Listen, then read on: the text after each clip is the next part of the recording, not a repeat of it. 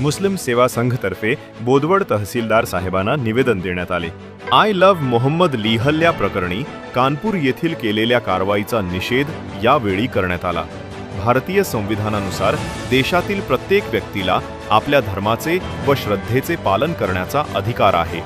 कानपूरमध्ये कारशक्त्यांनी I love मोहम्मदचे poster लावले होते। या कार्यकर्तेविरुद्ध कानपूर पोलिसांनी कारवाई केली आहे। सदर कारवाईबाबत मुस्लिम सेवा संघ व गरीब शोषित श्रमिक समाज संघर्ष संघ बोदवड तर्फे जाहीर निषेध करण्यात आले। यावेळी बीडी इंगळे सर, अक्रम शेख, सुदर्शन खराटे, राजेश बोदडे, महासेन सुरळकर उपस्थित होते।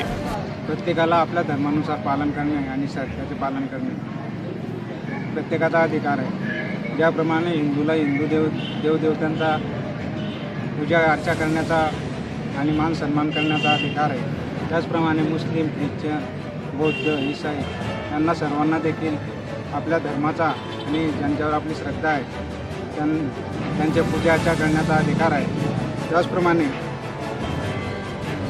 मुस्लिम बांधवांना देखील मोहम्मद साहेबांचे